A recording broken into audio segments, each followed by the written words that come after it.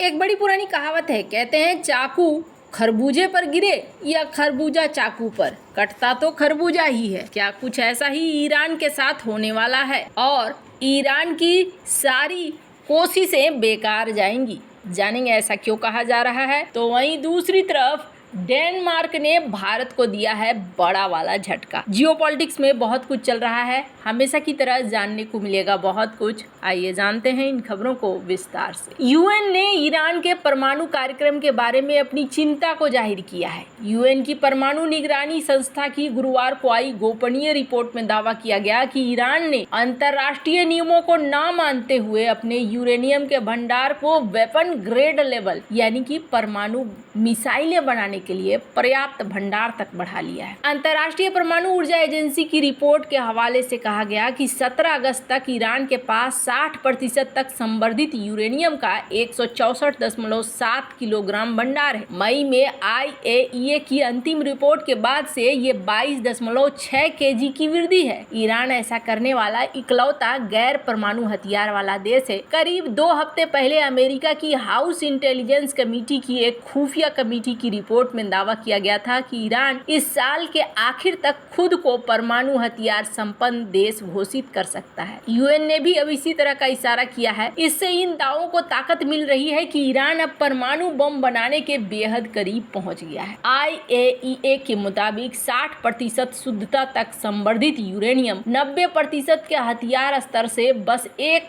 तकनीक कदम दूर है। 60% तक संवर्धित यूरेनियम का करीब 42 kg वो मात्रा है जिससे एक परमाणु हथियार बनाना संभव है। IAEA प्रमुख राफेल मरियानो ग्रोसी ने पहले चेतावनी दी थी कि तेहरान के पास पर्याप्त यूरेनियम है जो हथियार ग्रेड के स्तर के करीब है और अगर वह चाहे तो इससे वह कई परमाणु बम बना सकता है। ये रिपोर्ट इजराइल और अमेरिका की टेंशन को बढ़ा सकती है। दोनों देशों ने ईरान का हालिया समय में टकराव देखने को मिला है। IAEA की ये नई रिपोर्ट ऐसे समय में आई है जब उसके ईरान से संबंधों में गिरावट देखी गई है। 35 सदस्यीय IAEA के बोर्ड ऑफ गवर्नर्स ने 6 जून को एक प्रस्ताव पारित करते हुए एजेंसी के साथ पूर्ण सहयोग न करने के लिए ईरान की निंदा की थी। न्यूयॉर्क में संयुक्त राष्ट्र में ईरान के मिशन ने रिपोर्ट पर टिप्पणी नहीं की।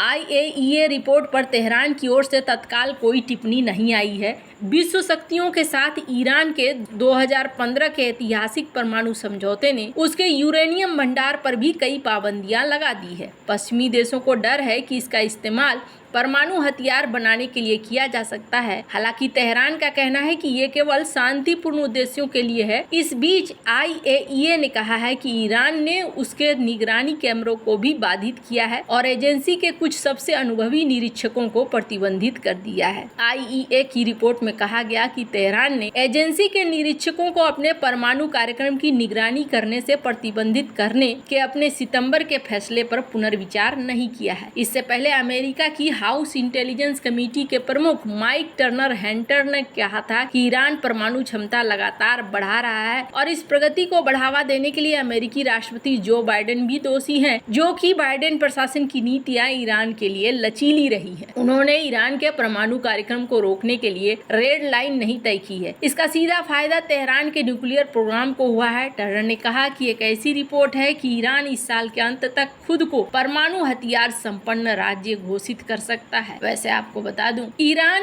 इस वक्त युद्ध से बचना चाहता है और इसी वजह से जो नए राष्ट्रपति आए हैं उन्होंने खामनेई को ये समझाया कि इस वक्त युद्ध करना सही नहीं है और ये भी माना जाता है कि नए राष्ट्रपति पश्चिमी दुनिया के साथ अपने संबंधों को ठीक करना चाहते हैं। खामनेई बेचारे सब कुछ बोलकर चुपचाप हो गए, लेकिन अब ऐसा लगता है कि ईरान का जो अपने आप को बचाव करने वाली बात है ये चीजें हो पाएंगी या नहीं हो पाएंगी, क्योंकि ईरान से सबसे बड़ा खतरा इजराइल और अमेरिका को है अगर वो परमाणु हथियार बना लेता है और धीरे धीरे इसकी पुष्टि हो रही है। फिलहाल के लिए जिस युद्ध को टाला है ईरान ने, हो सकता है वो युद्ध एक बार फिर से निकलकर सामने आए। जहां एक तरफ ये सब कुछ चल रहा है वहीं दूसरी तरफ डेनमार्क की एक अदालत ने 29 साल पहले हथियार तस्करी के मामले के आरोपी डेनिश नागरिक निल्स हॉल्क के प्रत्यर्पण का भारत का अनुरोध गुरुवार को खारिज कर दिया। उन्हें वापस बुलाने बनाना चाहता था भारत। अदालत का ये आदेश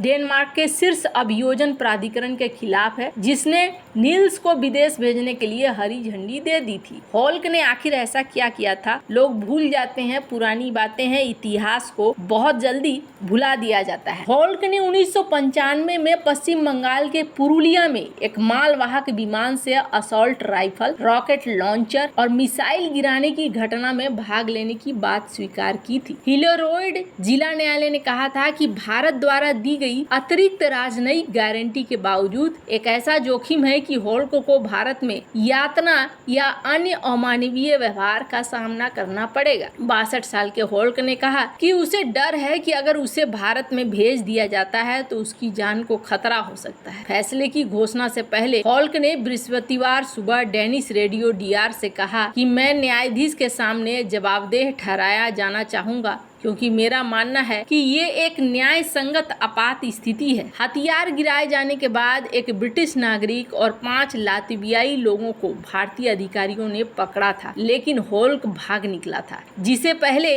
नील्स क्रिश्चियन निल्सन के नाम से जाना जाता था। भारत के सबसे पहले 2002 में डेनमार्क से होल्क को वापस भेजने के लिए कहा था। सरकार सहमत हो गई थी, लेकिन डेनमार्क की 2 अदालतों ने उसके प्रत्यर्पण को ये कहते हुए खारिज कर दिया था कि भारत में हो सकता है उसे यातना दी जाए या अन्य अमानवीय व्यवहार का खतरा हो। इससे दोनों देशों के बीच राजनयिक संबंध तनावपूर्ण हो गए। जून 2023 में डेनमार्क ने फिर से 2016 के भारत के प्रत्यर्पण अनुरोध पर गौर किया और कहा कि प्रत्यर्पण अधिनियम के आवश्यकताओं को पूरा किया गया है, लेकिन एक बार फिर से डेनमार्क ने यहाँ पर झटका दे दिया। आप में से बहुत सारे ऐसे लोग होंगे जो पुरुलिया कांड के बारे में ज्यादा नहीं जानते हैं। आखिरकार क्या हुआ था और कैसे ये हथियार किनको पहुंचाए जा रहे थे। 17 दिसंबर 1995 अचानक से एक एयरक्राफ्ट एंटोनोव AN-26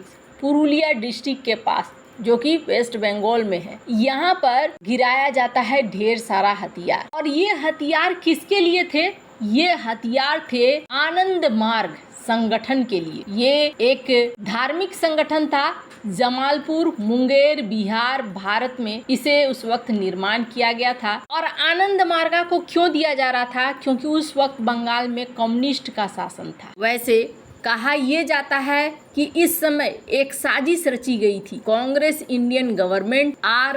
राव और MI5 के द्वारा, ताकि कम्युनिस्ट गवर्नमेंट को उखाड़ कर फेंका जा सके। और तब ये शख्स यहाँ पर हथियारों को गिराता हुआ मिला। हालांकि इसमें से वो शख्स बाहर नहीं निकल गया।